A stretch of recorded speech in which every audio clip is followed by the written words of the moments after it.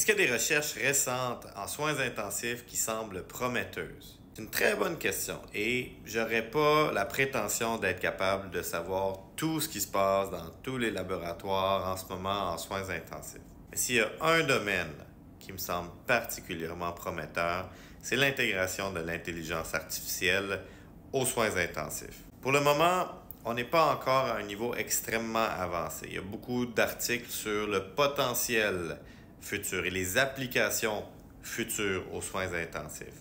Mais ce qu'on sait, c'est qu'il y a plusieurs projets pilotes où les bases de données sont utilisées pour générer du machine learning et faire en sorte que les logiciels d'intelligence artificielle soient capables d'aider les cliniciens à identifier précocement des patients qui vont se détériorer. Vous savez, les soins intensifs, c'est probablement la spécialité en médecine où il y a plus de données à intégrer pour prendre les décisions pour un patient.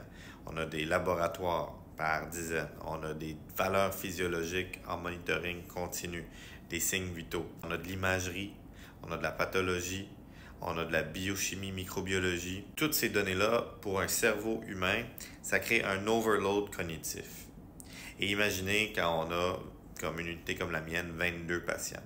Ça rend très difficile pour un cerveau d'être capable d'intégrer toutes ces informations-là et potentiellement prendre les meilleures décisions les plus rapidement possible. Du moins, ça prend beaucoup de temps et, ce que j'aime dire, beaucoup de jus de cerveau. Avec un logiciel d'intelligence artificielle qui est capable de rapidement extraire des bases de données, les antécédents, les médicaments, les données physiologiques, les intégrer, générer une note avec ce qui est très administratif et faire sortir une synthèse des éléments physiologiques, ça serait beaucoup plus efficace et rapide pour un médecin de prendre des décisions. Et si en plus, comme il y a déjà dans des projets pilotes, une reconnaissance rapide des patients qui vont se détériorer. Il y a une couple d'études où les logiciels d'intelligence artificielle sont capables de prédire les patients qui vont tomber en arrêt cardiaque, ceux qui vont se détériorer, ceux qui vont développer des arythmies. Bien, tout ça, ça va permettre aux médecins de prioriser les patients qu'il va avoir dans sa journée et être capable de prendre des décisions encore plus rapidement. Donc, je vous dirais, pour la prise en charge des patients, l'intelligence artificielle va nous aider. Pour identifier les patients qui vont se détériorer, l'intelligence artificielle va nous aider.